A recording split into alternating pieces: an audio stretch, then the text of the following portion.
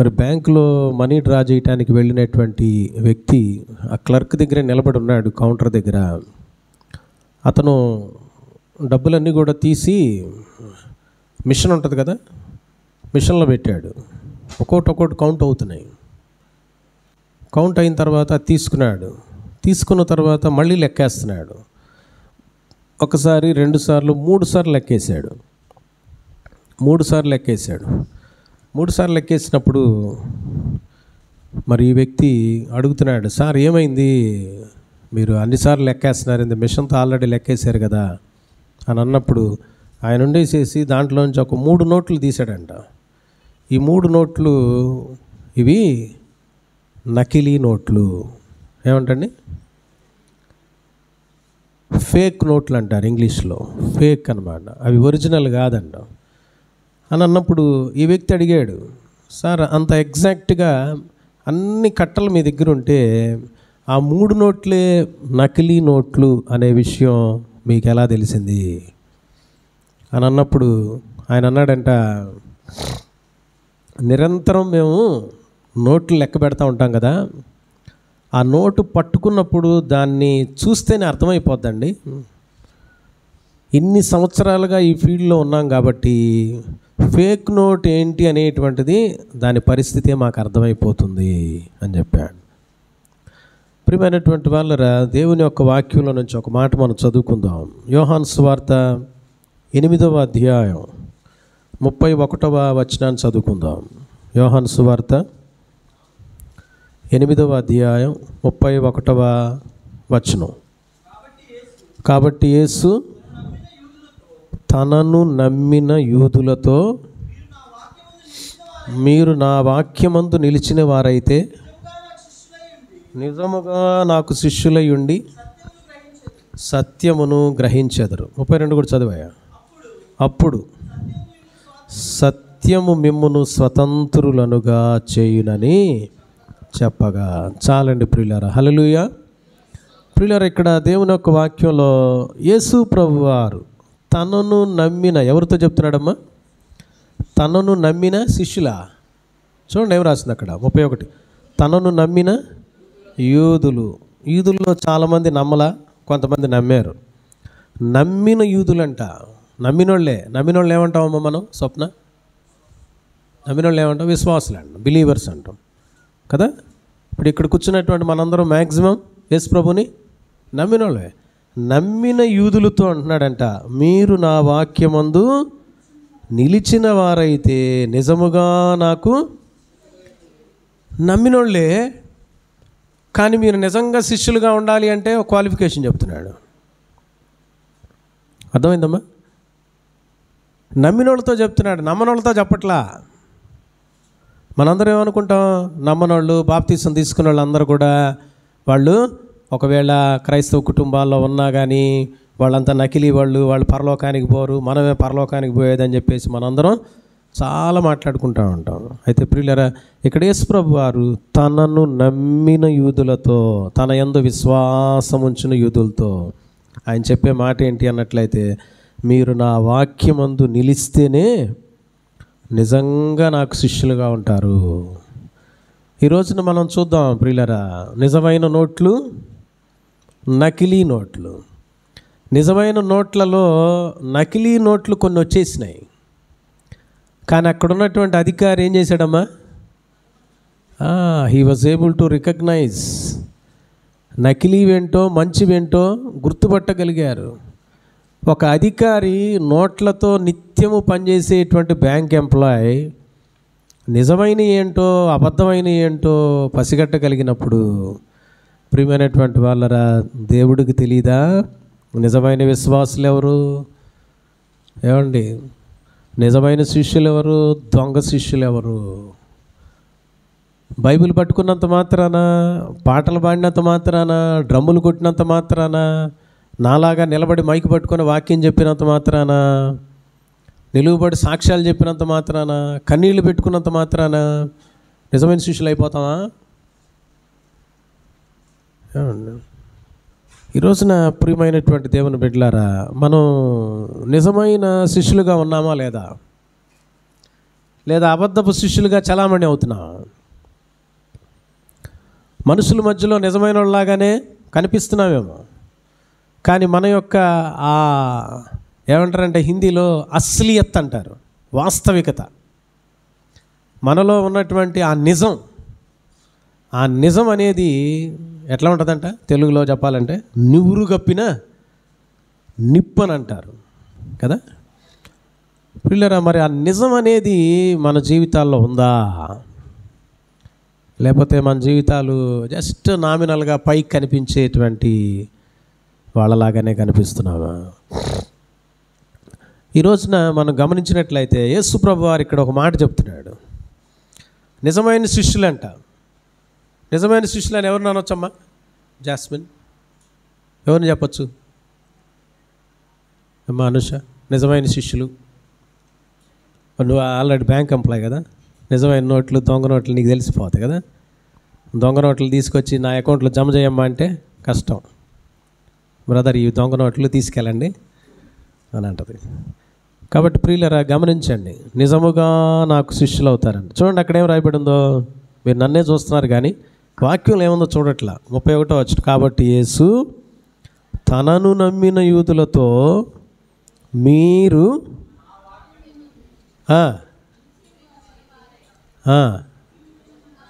కాబట్టి నిజంగా శిష్యులు అవ్వాలంటే ఏంటంటే క్వాలిఫికేషను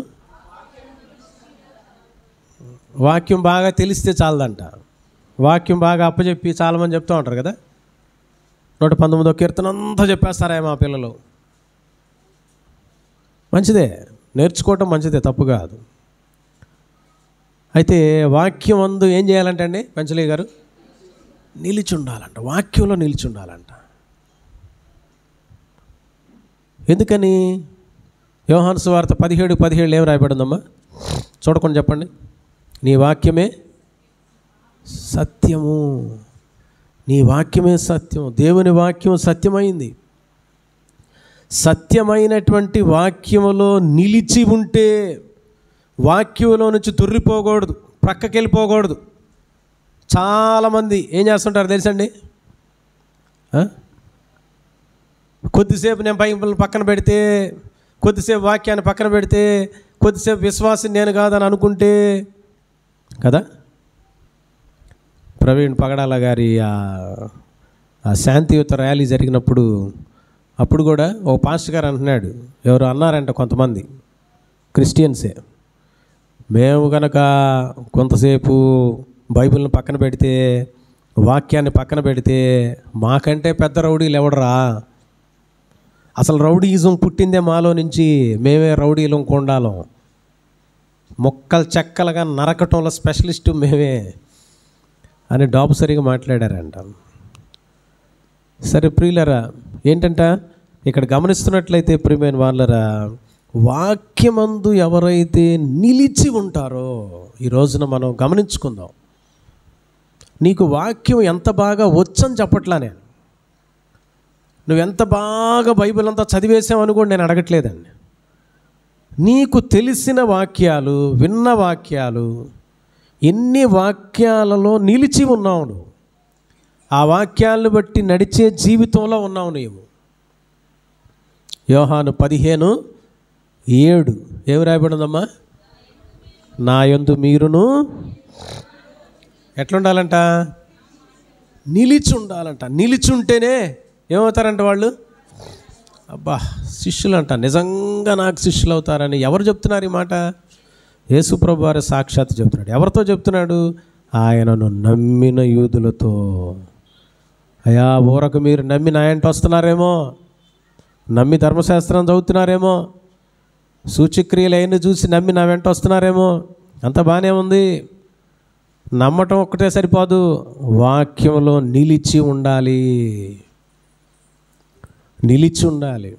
మనందరికీ తెలుసు కదండి, మత్తయి సువార్త 7వ అధ్యాయంలో ఏమి రాయబడి ఉందమ్మా? మత్తయి సువార్త 7వ అధ్యాయం తీయండి బాబు.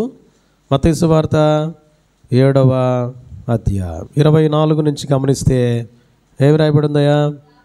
కాబట్టి నా మాటలు విని వాటి చొప్పున చేయు ప్రతివాడు బండ మీద తన ఇల్లు కట్టుకున్న బుద్ధిమంతుని ఇప్పుడు చూడండి, ఇల్లు అయితే కట్టుకున్నాడు, బాగానే ఉంది. 25వ వచనం, వాన వచ్చింది. ఫస్ట్ సమస్య వాన. రెండోది వరద, తీవ్రమైంది ఇంకా అది. మూడోది గాలి. ఏమైందంట? ఎక్కడ? ఆ ఇల్లు. ఏ ఇల్లు? బండ మీద కట్టిన ఇల్లు. బండ మీద కట్టిన ఇల్లు ఎవరికి సాదృశ్యమ్మా? విశ్వాసికి సాదృశ్యం. ఇప్పుడు విశ్వాసి బండ మీద తన ఇల్లు కట్టుకొని ఉన్నాడు. వాన వచ్చిందంట, వరద వచ్చిందంట, తర్వాత గాలి కూడా వచ్చిందంట. ఏమైందంట అప్పుడు ఆ ఇంటికి? కానీ అదండి వాక్యంలో ఉంది, యేసయ్యలో ఉంది. ఆ ఇల్లు నిలిచుంది, స్ట్రాంగ్గా ఉంది పునాది కదా. చెట్టు యొక్క వేర్లు ఎంత బలంగా ఉంటాయో అంత స్ట్రాంగ్గా చెట్టు ఉంటుంది. పై కొమ్మలు రెమ్మలు ఒకవేళ ఇరిగిపోవచ్చేమో గాలి వచ్చి, కానీ చెట్టు చచ్చిపోదు. అర్థమైందమ్మా? నీవు నేను మనందరం కూడా యేసుప్రభుని నమ్మి ఆయన వాక్యంలో నిలిచి ఉంటే నీ మీద నా మీద ఉపద్రవాలు రావచ్చు. 100 మంది 100 మాటలు అనొచ్చు, సూటిపోటు మాటలు అనొచ్చు, ఆరోగ్యం పాడవచ్చు, ఆర్థిక ఇబ్బందులు రావచ్చు, కొన్నిసార్లు ఉద్యోగాలు పోవచ్చు, నిన్ను జైల్లో వేయొచ్చు యోసేపులాగా. ఏమండి, అన్ని రకాలైన పరిస్థితులు నీ మీద రావచ్చేమో, కానీ నీ విశ్వాసాన్ని ఎవడు చంపలేడు. అంతే. విశ్వాసం నుంచి నిన్నెవరు భ్రష్టుడుగా చేయలేరండి. ఎందుకంటే నువ్వు వాక్యంలో నిలిచి ఉన్నావు. వాక్యం నిన్ను నిలిపొంది. నువ్వు ఎవరి మీదో నిలిచుంటే వాళ్ళు పక్కకు తొలగుతారేమో, కానీ ఏమండి వాక్యం మీద ఉన్నావు నువ్వు. వాక్యం నిన్ను పట్టుకొని ఉంది. వాక్యం నిన్ను స్ట్రాంగ్గా ఉంచుద్ది.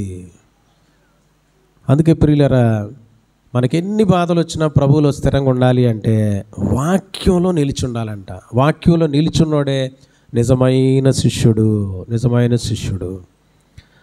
అంతేకాకుండా ప్రియులారా, చూడండి, గలతీయులకు రాసినటువంటి పత్రిక 5వ అధ్యాయం 22వ వచనం నుంచి గమనించినట్లయితే ఏమి రాయబడి ఉన్నాయేమో అక్కడ? అయితే ఆత్మఫలమేమనగా సంతోషము, దీర్ఘశాంతము, దయాళుత్వము, విశ్వాసము, సాత్వికము, ఆశా నిగ్రహము. 9 ఉన్నాయి. 9 రకాలైనటువంటి ఏంటంటే ఇది ఆత్మ ఫలం. ఫలం రావాలి. ఫలం అంటే ప్రియులరా, నువ్వు యేసు ప్రభువుని నమ్మావు, నీలో మొట్టమొదటిగా ఆత్మ సంబంధమైన ఫలం బయటికి రావాలి. అక్కడ చెప్పబడినటువంటి ఫలాల్లో డబ్బు, ఆస్తిపాస్తులు, లేకపోతే ఇళ్ళు, బైకులు, అవన్నీ ఏమైనా రాసున్నాయా? లేవండి. ప్రేమ, దీర్ఘశాంతము, సాత్వికము, దయాళుత్వము, ఏమండి ఆశా నిగ్రహము. చూసారా?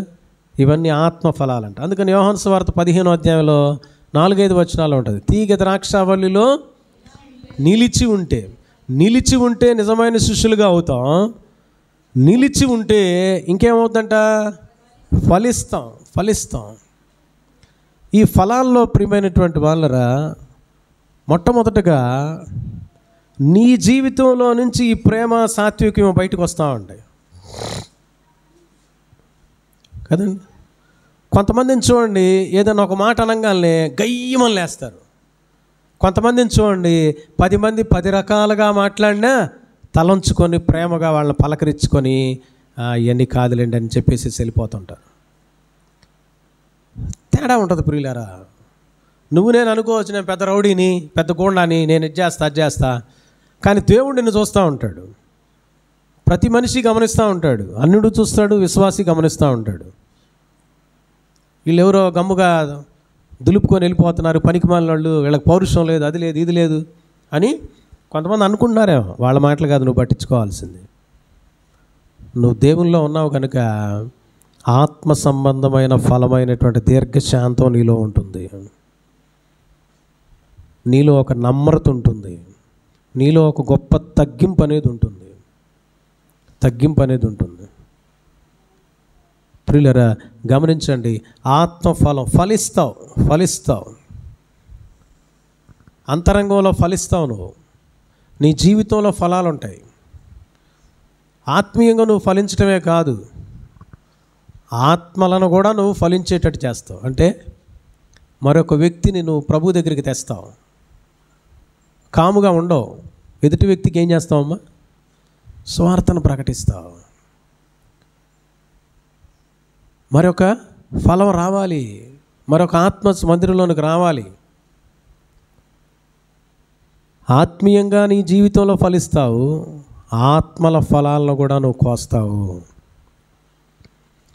రక్షించబడినటువంటి నాట నుంచి, బాప్తీసం తీసుకున్న నాట నుంచి ఎంతమందికి నువ్వు వాక్యాన్ని చెప్పావు? వేరే వాళ్ళని విమర్శించడం పక్కన పెట్టి, ఏమండి, వాళ్ళు ఏంది వీళ్ళు ఏంది అనేది పక్కన పెట్టేసి నీ సంగతి ఏంటో నువ్వు చెప్పు. ఎంతమందికి సువార్త చెప్పావు? ఎంతమందిని మందిరంలో అడుగు పెట్టేట్టు చేసావు? ఏమండి, నువ్వు బైబిల్ చదువుకుంటున్నావు, ప్రార్థన చేసుకుంటున్నావు, ఆత్మీయంగా నడుస్తున్నావు, అంతా బాగానే ఉంది. ఆత్మల ఫలాలు అయ్యి ఎంతమందికి వాక్యం చెప్పావు? నీ కుటుంబస్తులు మందిరానికి నడిపిస్తున్నావా? వాళ్ళ కోసం పూట పడుతున్నావా? ఒక పూట నువ్వు ఉపవాసం ఎప్పుడన్నా ఉన్నావా? అవసరమైతే ఒక పూటకే 2 సార్లు తింటాం తప్ప మనం ఒక్క పూట మనం మానుకోండి. నువ్వు కష్టపడితే, నువ్వు బాధపడుతుంటే ప్రభు కార్యం చేయడా? పిల్లలు గమనించండి, ఈ రోజున నిజమైన శిష్యునిగా ఉన్నావా? అబద్ధపు శిష్యుడిగా ఉన్నావా? నిజమైన శిష్యురాలుగా ఉన్నావా? అబద్ధపు శిష్యురాలుగా ఉన్నావు. నిజమైన శిష్యుడు అయితే మరొక వ్యక్తిని ప్రభు దగ్గరికి తీసుకొని వస్తావు, ప్రభు మందిరానికి నడిపిస్తావు. నువ్వే మానుకో. నువ్వు దేవుని సన్నిధిని వదిలిపెట్టి నేను ఎట్లా ఉండేది తట్టుకోలేవంతే. నువ్వు గమనించండి, వాక్యంలో స్థిరత్వం ఉంటుంది, నిలిచి ఉంటావు, ఫలిస్తావు, ఆత్మల ఫలాలు కూడా కలిగి ఉంటావు నీ యొక్క జీవితంలో. అంతేకాకుండా ప్రియులరా, బైబిల్ గ్రంథంలో గమనిస్తున్నట్లయితే సామెతల పుస్తకం 14వ అధ్యాయంలో 25వ వచనం ఒకసారి చూడండి, ఏం రాబడిందో. సామెతల పుస్తకం 14వ అధ్యాయం 25వ వచనం చదివయ్యా. నిజము పలుకు సాక్షి మనుష్యులను రక్షించును, అబద్ధములాడువాడు వట్టి మోసగాడు. నువ్వు అబద్ధాలా, నిజమైన సాక్ష్యాలా? నిజమైన శిష్యుడు ఫలిస్తాడు, ఆత్మల ఫలాలు కూడా తెచ్చుకుంటాడు. నిజమైన శిష్యుడు వాక్యంలో స్థిరంగా ఉంటాడు. స్థిరంగా ఉన్న దాన్ని బట్టి నిజమైన శిష్యుడు అని చెప్పవచ్చు. ఇక్కడ మరొక విషయం తెలియపరచబడతా ఉంది. నిజమైన ఏంటంట? ఎవరమ్మా? నిజమైన సాక్షి లేదా నిజమైన సాక్ష్యం. నీకు నిజమైన సాక్ష్యం ఉంటే నీ జీవితంలో, నీ నిజమైన సాక్ష్యం ఏం చేస్తుందో తెలుసండి? మనుషులను రక్షిస్తుంది. నీ సాక్ష్యం మనుషులను రక్షిస్తుందా, మనుషులను భక్షిస్తుందా? నువ్వు అరిసరిసి గగ్గోలు పెట్టి కేకలు పెట్టినా కానీ ఉపయోగం ఉండదు. నువ్వు చెప్పే సాక్ష్యంలో ఏదో బంగారపు పూతలు కాదు, గోల్డెన్ కోటింగ్లు కాదు కావాల్సింది. నీ జీవితం మారినటువంటి అనుభవం, వాస్తవికత, అబద్ధాలు లేనటువంటి జీవితం. ఒక వ్యక్తి అంట చర్చిలో మరి సాక్ష్యం చెప్పడానికి లేచాడంట. సరే పాస్టర్ గారు ఏం చేశాడంటే, సరే చెప్పాయి అన్నాడు. చెప్పాయి అన్నప్పుడు ఆయన బైబిల్, పెద్ద బైబిల్, నా బైబిల్ ఎంత ఉందో అంతలా పెద్ద బైబిల్ ఉందంట. ఆయన ఉండేసేసి, నేను వారం క్రితం నా బైబిల్ చదివే స్పెక్ట్స్ని పోగొట్టుకున్నాను, మరి వారం తర్వాత అది దొరికింది, దేవుడు నాకు సహాయం చేశాడు, మరి ఇదేనండి నా యొక్క సాక్ష్యం అని అన్నాడంట. ఎట్లా వచ్చిందంట ఆయన ఆ యొక్క మరి ఆ స్పెక్ట్స్ ఎలా దొరికినాయి అని అన్నట్లయితే, ఆయన ఆ స్పెక్ట్స్ని అంట ఎక్కడ పెట్టుకొని మర్చిపోయాడు తెలుసండి? బైబిల్లో పెట్టుకొని మర్చిపోయాడంట. బైబిల్లోనే దొరికినాయి అని చెప్పేసేసి చేస్తాను. పాస్టర్ గారికి వచ్చిందంట కోపం, మామూలు కోపం రాలా. ఎందుకని? వారం రోజులుగా అబ్బాయి గారు ఏం చేస్తున్నాడయ్యా? బైబిల్ ఓపెన్ చేయలే. అది మళ్ళీ సాక్ష్యం. ఏమ్మా అర్థమైందండి? మన సాక్ష్యాలు చాలా సందర్భాలు అలా ఉంటాయి అన్నమాట. మీకు చాలాసార్లు చెప్పాను, నేను మధ్యప్రదేశ్లో ఉన్నప్పుడు ఒక ఆంటీ గారు, ఆమె ఇట్లాగే 10th రిజల్ట్స్ వచ్చినాయి. వచ్చినప్పుడు వాళ్ళ అబ్బాయి గురించి ఆమె సాక్ష్యం, మా అబ్బాయికి ప్రభు భలే సహాయం చేశాడు, వాడికి ఇన్ని మార్కులు వచ్చినాయి, అన్ని మార్కులు వచ్చినాయి, అట్టు వచ్చినాయి, ఇట్టు వచ్చినాయి అని చెప్పి 85% వచ్చింది, అది ఇది పెద్ద సాక్ష్యం. ఆమె అంటేనే చుట్టుపక్కల ఉన్న వాళ్ళందరూ హళ్ళ అనమాట, పెద్ద రౌడీ అనమాట, రౌడీ విశ్వాసం. అయితే ప్రియులరా, తర్వాత చాలామంది పిల్లలు నాతో చెప్పారు, అన్న స్కూల్లో ఆంటీ గారు కాపీలు పెట్టించి మరీ ఆ పిల్లోడిని పాస్ చేయించుకుంది. ఎందుకంటే వాళ్ళ హస్బెండ్ ఆయన డిఎస్పి, ఆయన క్రూరుడు. ప్రియులరా, ఆ పిల్లలు కూడా రౌడీలే అనమాట. ఆ ఏరియాలో ఉన్నటువంటి క్రిస్టియన్ సర్కిల్లో వాళ్ళంతటి రౌడీలు ఎవరు లేరనమాట. అర్థమైందండి? సాక్ష్యాలు ఎలా ఉంటున్నాయి? దేవుడు సహాయం చేశాడు. ఎట్లంట? కాపీలు కొట్టించి మార్కులు తెప్పించుకొని, అదే సాక్ష్యం అంటారు దాన్ని. చెప్పకపోతే ఏమమ్మా అది? ప్రియులారా, పైకి చెప్పేది ఒకటి, లోపల ఉన్న వాస్తవం ఇంకొకటి. ఈ రోజున నిజమైన సాక్ష్యం మనుషుల్ని రక్షిస్తుందంట, అబద్ధపు సాక్ష్యం మనుషుల్ని భక్షిస్తుంది ప్రియులారా. కాబట్టి ఈ రోజున ప్రియ దేవుని బిడ్డలారా, మన జీవితాలు ఎలా ఉన్నాయి? నిజంగా ఉన్నాయా?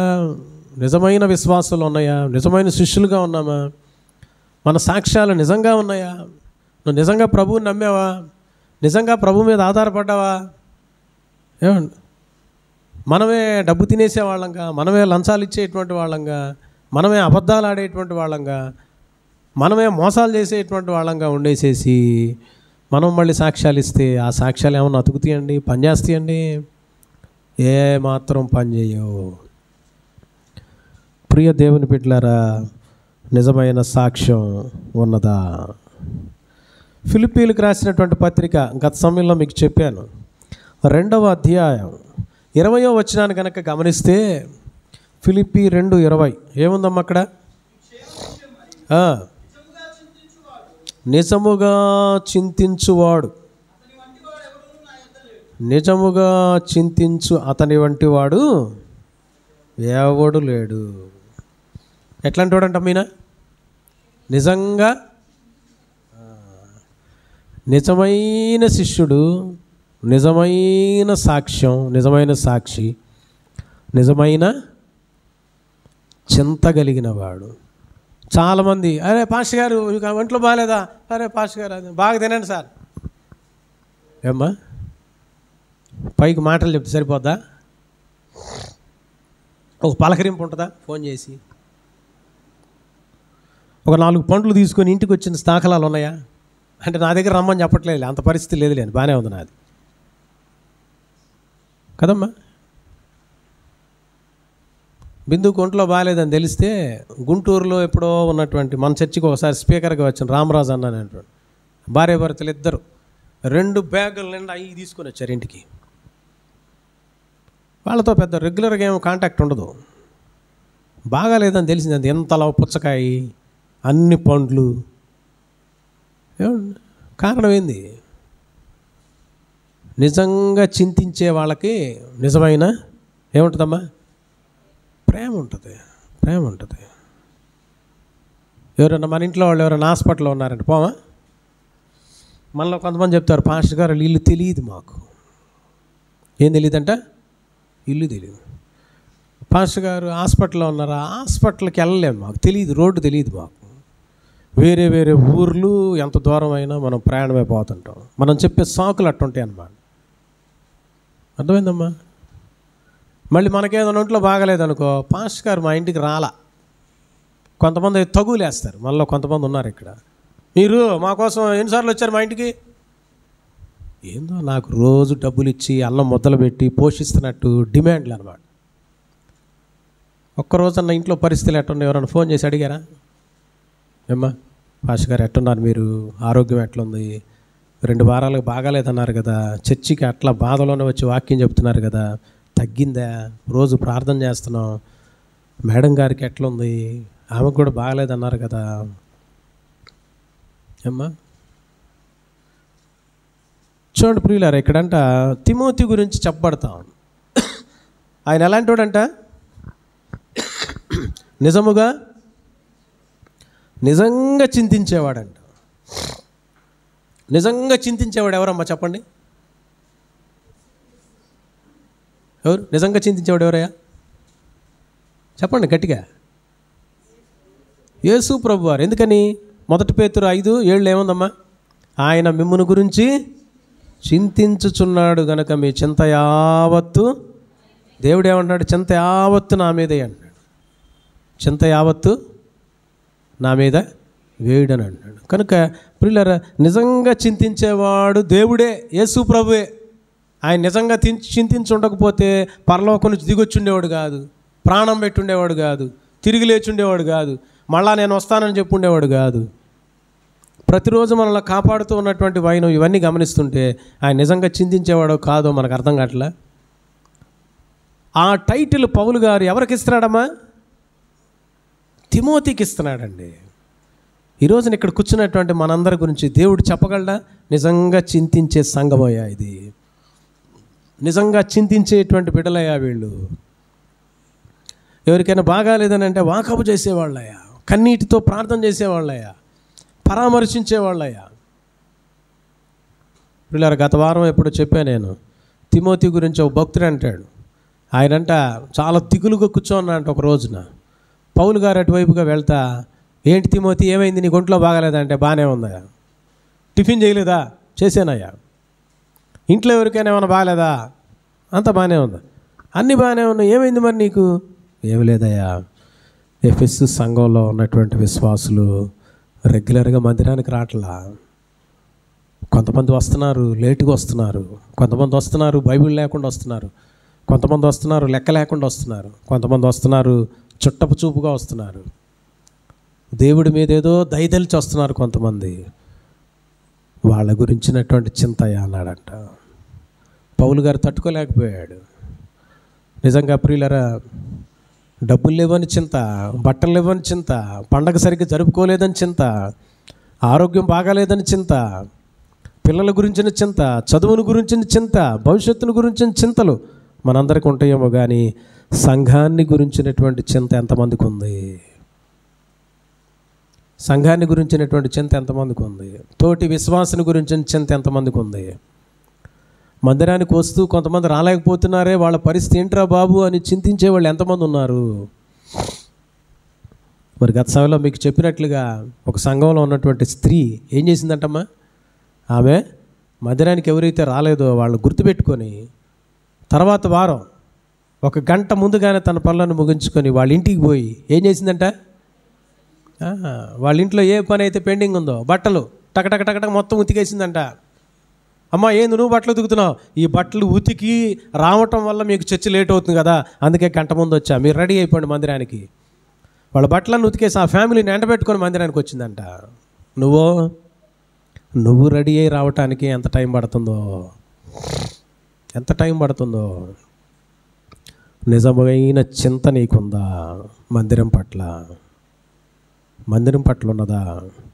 ప్రియమైనటువంటి వాళ్ళరా, మరి నిజమైనటువంటి సహకారులు ఉన్నారు. రోమాపత్రిక 16వ అధ్యాయంలో మీరు కనుక గమనిస్తే, ఇంటికి వెళ్ళిన తర్వాత చదవండి, అక్కడ చాలామంది గురించి తెలియపరుస్తాడు. నా యొక్క నిజమైన సహకారులు అని చెప్తాడు. నా తోటి జత పని వారు అని మాట్లాడతాడు పౌలు గారు. ప్రియులారా, కొంతమంది స్త్రీలు ఉన్నారు, పురుషులు ఉన్నారు. అపోస్తల కార్యాల గ్రంథంలో మనం కనుక గమనిస్తే పౌలు గారికి జత పని వారికి ఎవరున్నారంటమ్మా? ఎవరు వాళ్ళు? ఒక జంట. ఎవరో తెలుసా? అకుల ప్రిస్కిల్ అనేటువంటి వాళ్ళు కూడా మరి పౌలు గారికి జత పని వారిగా ఉన్నారంట. పౌలు గారికి జత పని వారిగా ఉండి ఆయనతో కలిసి పనిచేశారంట. చూడండి, అపోస్తల కార్యాలు 18వ అధ్యాయం 3వ వచనం. వారు వృత్తికి డేరాలు కుట్టువారు, పౌలు అదే వృత్తి గలవాడు గనుక వారితో కాపురం ఉండను. వారు కలిసి పని చేస్తూ ఉన్నారంట. డేరాలు కుట్టడమే కాదు, దేవుని పనిలో కూడా వాళ్ళు కలిసి పనిచేస్తున్నారంట. నిజమైనటువంటి సహకారులు. ప్రియులరా, చూడండి అక్కడ ఏం రాయబడి ఉంటుందో. పౌలు గారితో ఆయా సమయాల్లో ఎక్కడికి వెళ్ళేవాళ్ళంట? 18వ వచనం చివరిలో చూడండి. పౌలు ఒక మొక్కుబడి నిమిత్తమై ఆయన బయలుదేరితే ప్రిస్కిల్లా అకుల అనువారు అతనితో కూడా వెళ్ళారంట. అంతేకాకుండా ప్రియులరా 24వ వచనం నుంచి గమనిస్తామంటే అపోల్లో అనేటువంటి వ్యక్తి వాక్యంలో ప్రవీణుడై ఉన్నాడంట. ప్రభు మార్గాన్ని చక్కగా అతనికి మరి తెలియపరచడానికి, ధైర్యంగా మాట్లాడటానికి ఏం చేశారంట చూడండి 26వ వచనంలో. ప్రిస్కిల్లా అకులయు విని అతన్ని చేర్చుకొని దేవుని మార్గమును మరిపూర్తిగా అతనికి విశదపరిచారు. అటు తర్వాత అతను వెళ్ళి గొప్ప పరిచర్య అపోల్లో చేసినట్లుగా చూస్తూ ఉన్నాం. ప్రియులరా, నిజమైన సహకారులు సంఘంలో సంఘ కాపరికి ఎలా ఉండాలంటే, పాస్టర్ గారు వస్తే కూడా ఏమండి, పాస్టర్ గారే వచ్చి చైర్లు వేసుకునే బాపతి మరి ఈ రోజుల్లో సంఘాలకి దాపురించింది కదా. నిజమైన సహకారులు ఎంతమంది? ప్రియులరా, ప్రభు అంటున్నాడు మీ మీద నా కాడి ఎత్తికొండి అంటున్నాడు కదా. దేవుని యొక్క పని విషయమై మరి దేవుని పనిని మనం చేయాలి అని అంటే ప్రియులరా, మరి కాడికి కదా, కాడిని కనుక మనం గమనిస్తే కాడికి ఎడం వైపున ఒక ఎద్దుని, కుడివైపున ఒక ఎద్దుని పెడతారు కదా.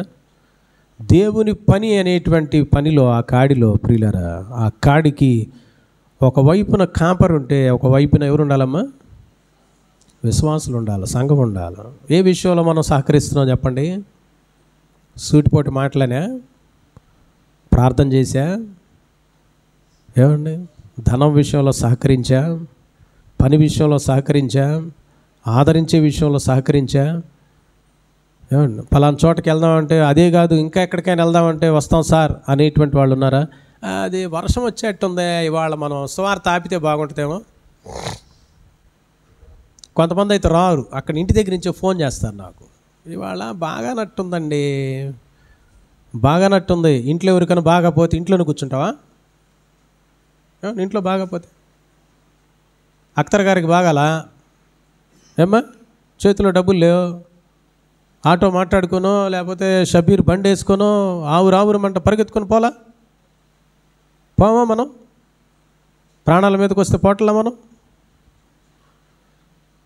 దేవుని పని అనేటువంటి భారం ఉంటే నిజమైన సహకారిగా ఉంటావు. నువ్వు ఎలా ఉన్నావు? నిజమైన శిష్యుడిగా ఉన్నావా? నిజంగా చింతించే వ్యక్తివిగా ఉన్నావా? నిజమైన సాక్ష్యం నీకుందా? నిజమైన సహకారిగా ఉన్నావా? సహకారి అంతే, పని అంతా నిన్నే చేయమంటలే ఎవరు. సహకారి ఎంతవరకు సహకరిస్తున్నాం మనం? అర్థమైందండి ప్రియమైనటువంటి వాళ్ళరా, నిజమైన సహకారి. చివరిగా ఒక మాట చూసి మనం ముగిస్తాం, చాలా ఉన్నాయి కానీ చూడండి ప్రియులరా, సామెతల పుస్తకం 17 ఏముందమ్మా అక్కడ? ఏముంటుంది? నిజమైన స్నేహితుడు. చూడండి మేము రాబడి 17 నిజమైన స్నేహితుడు విడువక దుర్దశలో అట్టివాడు. ఎంతమందికి నువ్వు సహోదరుడిగా సహోదరిగా ఉంటున్నావు? నిజమైన స్నేహితుడుగా ఉంటున్నావా? స్నేహితురాలుగా ఉంటున్నావా? నిజమైన స్నేహితుడు ఇక్కడ దృష్టాంతంలో ఎవరంట? యేసు ప్రభువు. ఆయన నిజమైన స్నేహితుడు కనుక విడువక ప్రేమిస్తూనే ఉంటున్నాడు. నువ్వు నిజంగా మరి నిజమైన స్నేహితుడిగా నువ్వు ఇతరులతో ఉంటే వాళ్ళని ప్రేమిస్తూ వాళ్ళ కోసం ప్రార్థిస్తూ అవసరమైతే ప్రాణం పెట్టి మరి ప్రభు యొద్దకు తీసుకురాగలగాలి. ఎవరి కోసం? ఒక అన్యురాలైన బిడ్డల కొరకు సైతం. ఎందుకంటే మనందరం అన్యులుగా ఉన్నప్పుడే, రక్షణలో లేనప్పుడే, ఆయన దగ్గరకు రానప్పుడే, పాపులుగా దుర్మార్గులుగా ఉన్నప్పుడే, ఏమండి, పుట్టక మునిపే యేసు ప్రభు ఈ లోకానికి వచ్చి విశ్వాసుల కోసంగా చనిపోయింది. ఆయన ప్రజలందరి కోసం, పాపుల కోసం ప్రాణం పెట్టాడు ఆయన. మరి నీ చుట్టూ ఎంతమంది ఉన్నారండి? ముస్లిములు, హైందవులు, క్రైస్తవుల్లో రక్షణ లేనటువంటి వాళ్ళు ఉన్నారు. వాళ్ళ కోసం మరి విడువక ప్రేమిస్తావా? ప్రేమించి ప్రాణం పెట్టగలవా యేసేలాగా? ఒక్క వ్యక్తిని రక్షించడానికి అవసరమైతే నీ ప్రాణం పోయినా పర్వాలేదు అన్నట్లుగా తప్పిస్తున్నావా? ఆ విధంగా ఉంటే నువ్వు నిజమైన స్నేహితుడివే. నీ స్నేహం నిజమైంది అని చెప్పుకోవచ్చు. ఇతరులతో తిరగొద్దని చెప్పట్లా. వాళ్ళు చేసే చెడ్డ పనులు నువ్వు చేయబాకు, కానీ వాళ్ళని నిజంగా ప్రేమించు చేసేలాగా. ఒక మంచి నిజమైన స్నేహితుడిగా ఉండు. తన బాధలన్నీ కూడా నీకు చెప్పుకోగలిగేటువంటి వ్యక్తిగా నీవు ఉండాలి. కనుక ఈ అంశాలన్నింటినీ, ఈ 5 అంశాలు గమనిస్తుంటే నిజమైన శిష్యుడు, నిజంగా చింతించేవాడు, తర్వాత నిజంగా ఉండే సాక్ష్యం, 4వది నిజమైన సహకారులు, నిజమైన స్నేహితుడు. కాబట్టి ఈ రోజున ప్రియులారా, సమాజం ముందు మనం దేవుని బిడ్డలం. సమాజంలో మనం ఎవరు దేవుని బిడ్డలం అని అనుకుంటున్నారు అందరూ. మనలో నిజముందా, అబద్ధం ఉందా? మంచి విశ్వాసులవేనా, చెడ్డ విశ్వాసులమా? పైకి కనిపించేవారమేనా, లోపల కూడా ఆ శక్తిని ఆశ్రయించే వారంగా ఉన్నామా? ఒకసారి పరిశీలన చేసుకుందామా? ఏమండి, రియలా ఫేకా?